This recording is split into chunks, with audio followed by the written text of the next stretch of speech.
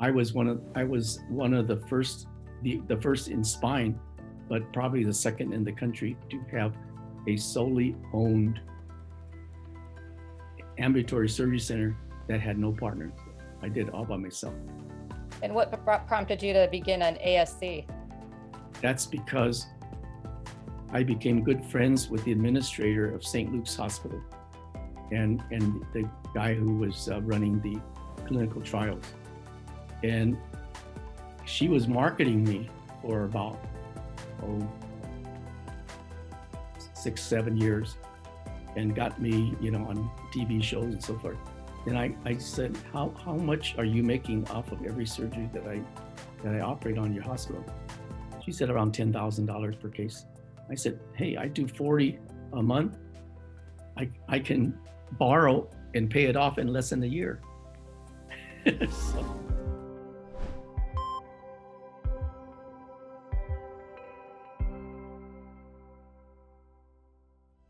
Welcome to today's episode of the Providers, Properties, and Performance podcast, where I am joined by Dr. Anthony Yeung, retired spine surgeon who developed the Yeung endoscopic spine system, where he has lectured internationally and is currently writing a book regarding the procedure.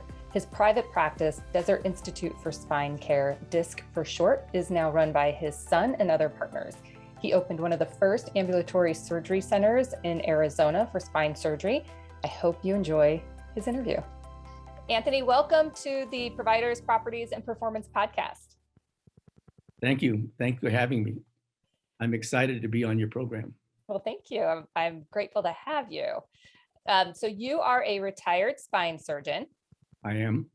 Can you please share your career path and how you came to develop the Yeung endoscopic spine system?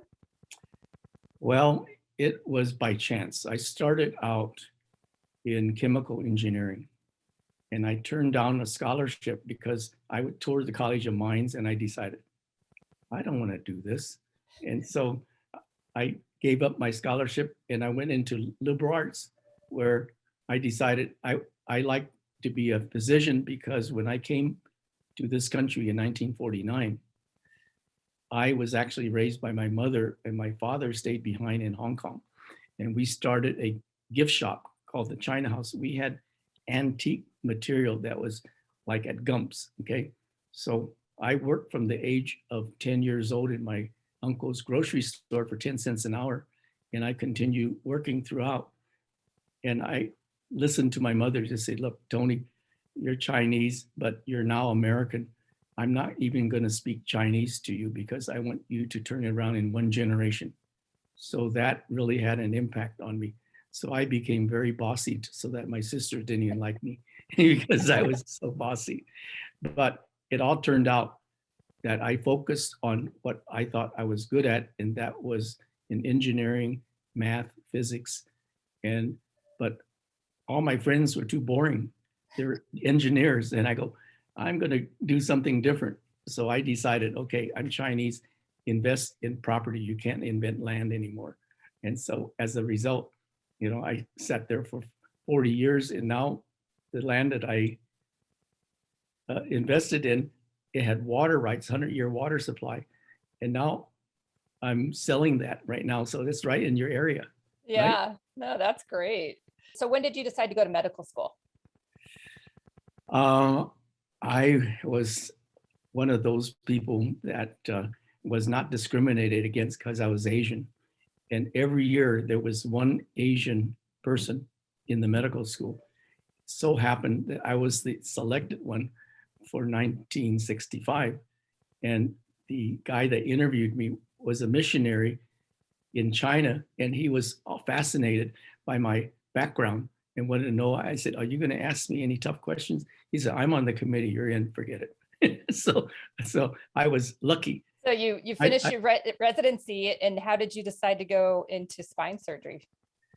I started in 1971, and I happened to be liked by my program director. And I was getting ready to go to Vietnam, and I said, I can get deferment if I get accepted in a residency program. It was filled. He said, I'll make one for you. So I got in 1975. just as the Vietnam War ended. So I spent 2 years in the US Navy with a lieutenant commander uniform, American uniform. And I was stationed in the Philippines, traveled all over Asia. And at that time, with Asian girls, I was hot stuff. And so I said, okay, not bad. So anyway, I then used what I liked and developed the Yeung endoscopic spine system in 1998. And I opened my own ambulatory surgery center. But as luck have it, I was liked by the administrator of St. Luke's Hospital, who marketed my skills, and it got the fellowship trained spine surgeon mad because here I was just a general orthopedic surgeon, and the hospital was promoting me. So, you didn't do your fellowship in spine surgery. You did your fellowship in general orthopedic surgery. Yes, Okay. right.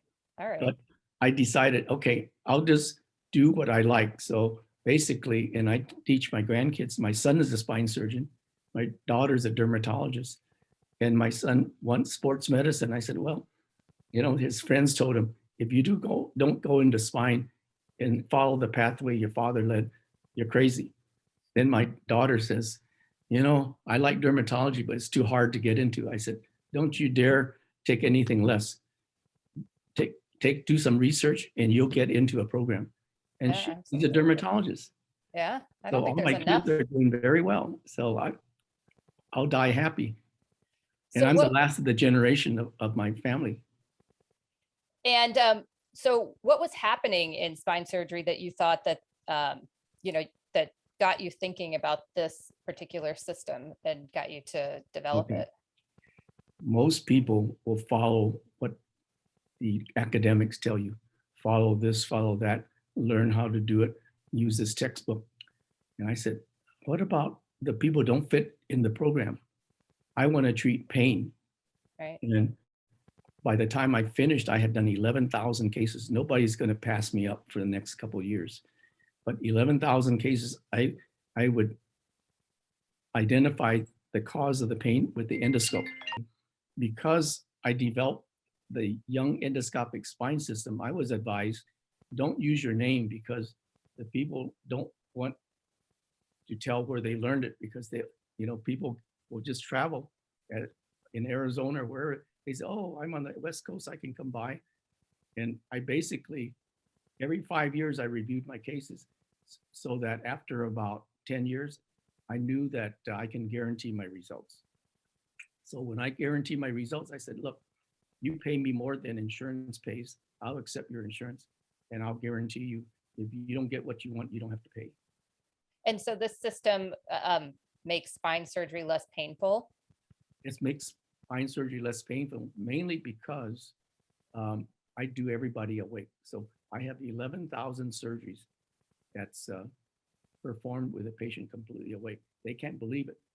But I also use it in order to determine whether I should take somebody on. And sometimes I do the injection and the patient, it's all flustered and they can't stand even the needle stick. I said, I don't think you're a good candidate because you're going to have to put up with a certain amount of discomfort. You have to be awake so you can talk to me when I'm operating on you. That's where I guarantee my safety. Interesting.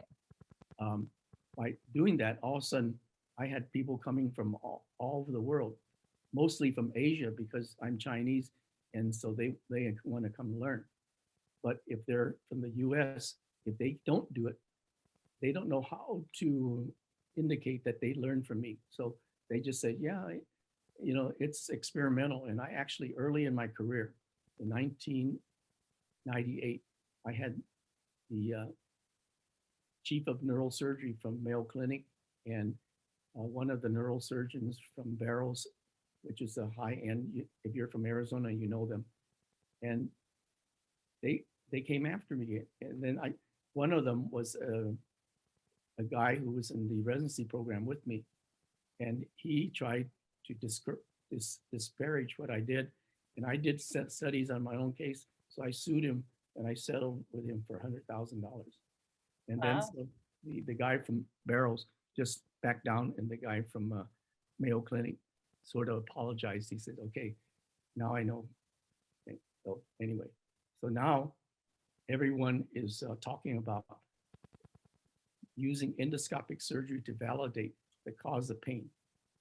Well, And and now I'm writing the 3-volume reference book on that. yeah, And you said, yeah, and particularly with spine surgery, uh, it typically there's not a there. It's complicated, and depending on the patient, it's hard to tell if it's going to be successful. yes, that's because when you have spine, it comes from the disc first, and it could be in the cervical spine, thoracic spine, lumbar spine. I specialize in the lumbar spine, but when I operate, I also, because of my son, I turn it over for cervical and thoracic, but I've done some, and I actually have done some of these under local anesthesia, but my specialty is really in the lumbar spine because that's the most common. So everybody's going to have back pain, including you when you get old enough. Something to look forward to. So your son practices now and I guess heads the Desert Institute for Spine Care that you used to Yes. run, Right. and formerly Arizona Orthopedic Surgeons.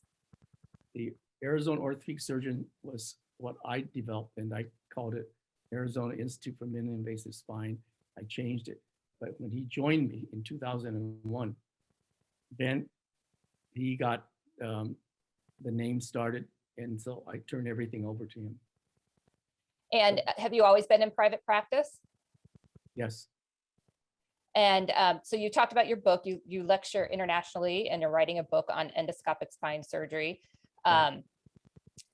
And so you do the endoscopic, and then the disc practice is known for minimally invasive spine surgery. So does that do the different parts of the spine, but still laparoscopically? Yes. Every one of them knows how to do endoscopic. But while I did 100% of mine endoscopic, they maybe do 20% or 30%. Each one has their own specialty. Like my son is in sports medicine, so he takes care of his consultant for the Diamondbacks, the Cardinals, the Suns, and they ask him to be a consultant.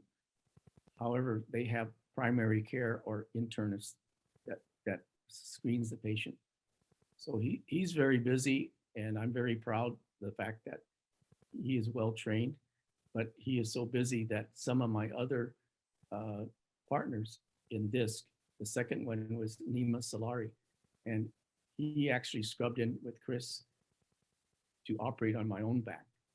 Oh. So I use myself as a guinea pig, and I would tell him, stop that, because I can feel this, I can feel that.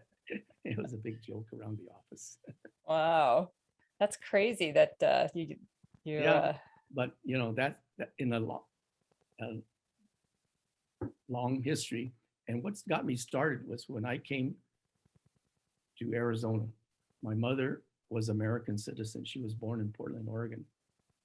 And she went back to China, brought in by her father, who came as a 16-year-old and went to Alaska to work. And then he became the right-hand man for this person in Portland, Oregon. So he was so well liked. His boss said, I'm going to give you some property next to my house, and you build a house.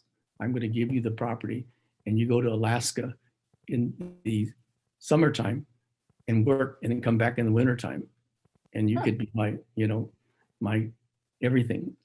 So then after about 20 years or so, then the way they do that in China, you come make your fortune, you move back to China, and you buy a village or do something like that. And so that's when the war broke out. That's where my mother met my father, who represented China in the Olympics, the Eastern Olympics, and was a water polo player. In those days, there's no YMCA. So what happens is you practice in the river swimming upstream. If you get a cramp, you don't make it. But those who survived became Olympic swimmers. It's funny. So I don't know if they train that way anymore, but no, that is interesting.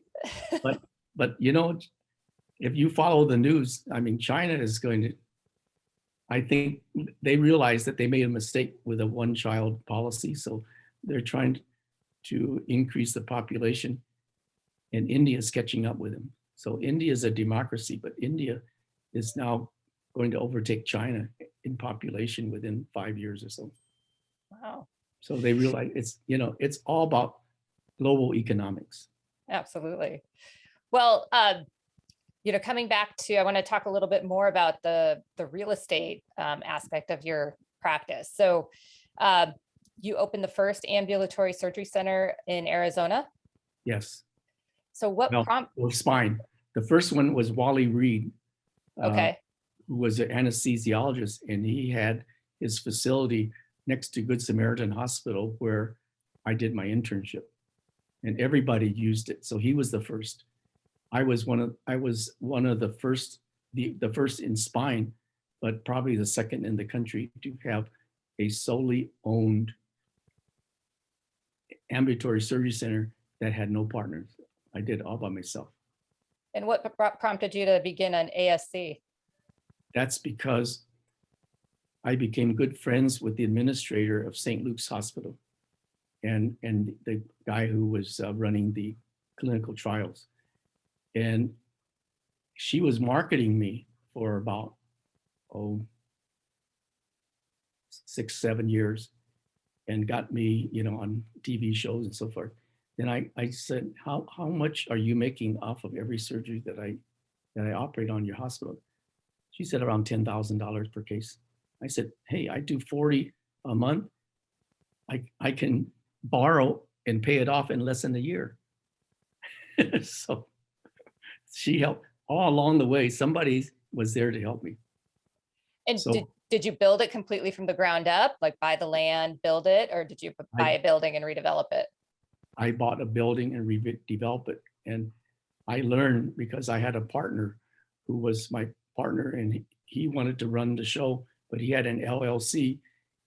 That's the only asset of that LLC was the building that we bought together. So I went and I bought it, and I paid him and bought him out. And so he left, and I probably paid 60 cents on the dollar rather than 30, but that was the best move I ever made. And how did you decide on where to put the ASC? Like, okay, what was your thought process in picking a place? Some more luck. My wife's cousin, his name is Clarence Tang, and he was one of the guys guiding Blue Cross Blue Shield. Bob Bola was the guy. And I said, hey, Clarence, where should I locate my surgery center?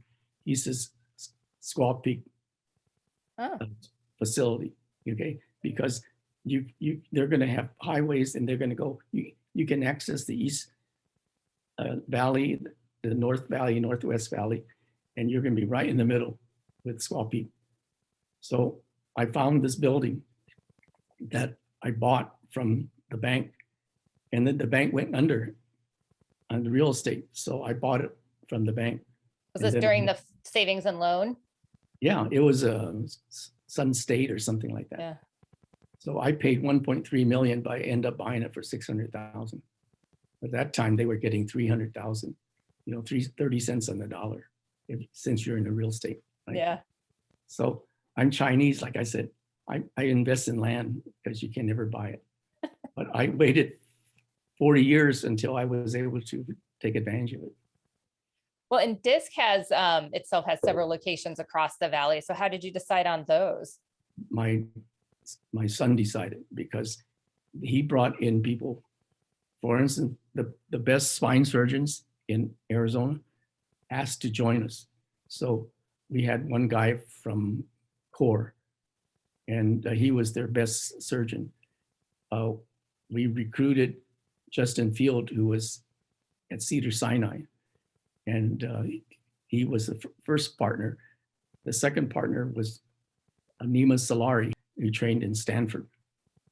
The third one from Core, and the last one, was the brother of Eileen, my son's first girlfriend. So So they're all high-end Stanford, Harvard trained spine surgeons. And so as a group, we probably have the highest trained specialty group. And each one, they get along very well with each other. So did you pick locations next to where they wanted to be as you Well, recruited them? when I bought the building, I owned the whole thing. So unless my son gets mad at me, he's going to end up owning, what I have. I still have 32%. So I sell, you know about EBITDA. So I sell it at 2 times EBITDA, but I was offered 8 times EBITDA. Nice. Well, Dr. Yeung, we're going to go into the Q&A, get to know you a little bit. Okay. And you've already answered the first one, that your first job was in your uncle's shop. Right. So do you think you would be doing anything else for a living other than being a physician? You know what? When I was in high school, they tested my IQ. It was like, I don't know, 130 something. And they said, you could be a social worker or a pilot. I said, those two don't make any sense. I'm not a social worker, but maybe a pilot. So Maybe a pilot. yeah, I would like being a pilot, but I like being a spine surgeon better, as long as I'm considered one of the best at what I do. And that's what I tell my kids. I don't care what you do, but be the best at it and do something that you like, so it's not like work. Right. Yeah. Otherwise, it feels like jail. Yeah, but I have to give credit to Dr. Jack Klein, who I was so impressed with how he was so nice to our family when we moved to Tucson. He was an ENT specialist, and he advised his children not to get into medicine because it's it's not that rewarding. And one became a colorectal surgeon, and the other is an orthopedic surgeon who's the grandson. So we kept in touch. All of it has to do with luck. But yeah. What's very important is that coming to the United States, we had the freedom to get ahead just by working hard. You don't have to be the smartest, but you want to work the hardest and you want to enjoy what you did. So do you think if your family stayed in China and you grew up in China, that you would have had the same opportunity? No, because look, here's what happened. Eisenhower, who I supported in high school, he was the aide to Douglas MacArthur, and Douglas MacArthur told Truman, we have to help the nationalists because it's going to turn communist and you're going to have, a tiger by the tail and you can't handle it. And Truman didn't answer. And they let communist China take over. So that's when my mother left in 1949, just ahead of the communist takeover. My father stayed behind because he was one of those whiz kids, and he was the Internal Revenue Director for Southern China after 3 years. And he was in the KMT, Kuomintang. So then he came over. I grew up without my father. It was my mother that raised me. But he was the one that told me to go into engineering, aeronautic engineering. And I said, oh, my friends are too boring, so I want to be a doctor. So like Dr. Jack Klein. So, it's funny how things work out, but it's a lot of luck and hard work. And that's what I think rewards us here. Yeah, taking advantage of luck and being able to understand if it is luck and Right. Yeah. Right. Who are you reading or listening to right now for news, information, or inspiration? I listen to Fox, and then I listen to CNN and MSNBC and CBS. And I said, these guys have no clue. So I think like people that's on Fox News, but I try to balance it. Okay. So, but the British BBC is pretty good, but it's all about tabloids and things like that. Yeah. So I like, and then I hear that Al Jazeera kind of puts it in perspective, but I mostly listen to Fox, and then I listen to the other channels, like mostly CNN and cable news. And then decide for yourself. What? And then decide for yourself. Right. But I'm very opinionated because I said, I'm the best at what I do, so I don't need to listen to anybody else. I'm going to tell those who want to listen what I do. And if they do, we're okay. But it doesn't matter. So How many surgeons have you trained? probably several hundred who actually have come to visit me. Yeah. But those who have taken my courses, back in 2000, I started training surgeons on how to operate on people awake. And then I actually had my boss in orthopedics attend, and I had all kinds of people against me. It's crazy because they don't know what I'm doing. What is one thing you do every day for healthy self-care? I used to run cross country, and I was, on the state champion high school team, and then I started running intramurals in college, and I continued running when I was in college. But it was a lonely sport. There's no spectators. There were no girls watching me. So, but anyway, I stayed in very good condition. But now at my age, I developed polyneuropathy from complications of type 2 diabetes. So while I know I'm supposed to exercise, it's harder for me. So I'm doing something that I don't know if it's going to work, but this is some electrocurrent technology from East Germany with a PhD and a clinical scientist from East Germany. And I think it's working. So I'm using it now, and I find that what this does is use electrical current to stimulate the growth of blood vessels, mostly capillaries. And so it works in muscle, but you have to be careful. You don't want to put it by the heart, the heart or the brain, see? And so I have to put it in a certain place. So I've been doing it for a week and a half. And so far, I noticed an improvement because I get less winded, and my legs are stronger, and my balance is better. So I don't know. Jury's still out. Yeah. So do you think a person is born with a desire to heal, or do they learn this through their medical training? I think they learn it by people in their lives that had an influence on them. Like for me, I was really admiring this ENT specialist who took in our family and never charged. He gave us hospital equipment. So from the very beginning, I decided I want to do what he did.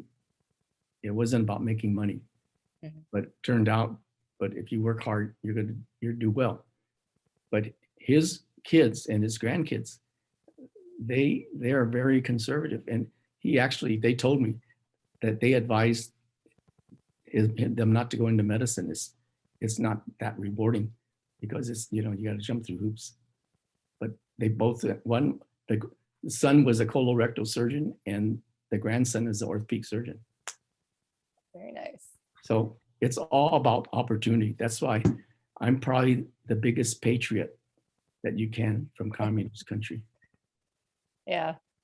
Yeah. You can speak to a lot of the value that the US can bring. Right. And I owe it to Reagan because, I was able to buy land and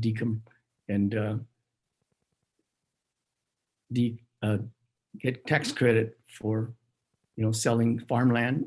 And if you had grazing land, you can rent a cow, put a fence around it, and you get grazing land until you get caught, and then you have to give it up. Well, Dr. Yeung, when do you think your book will be finished? It's due to be finished in March. I finished one volume, the cervical volume, and the second volume is being edited.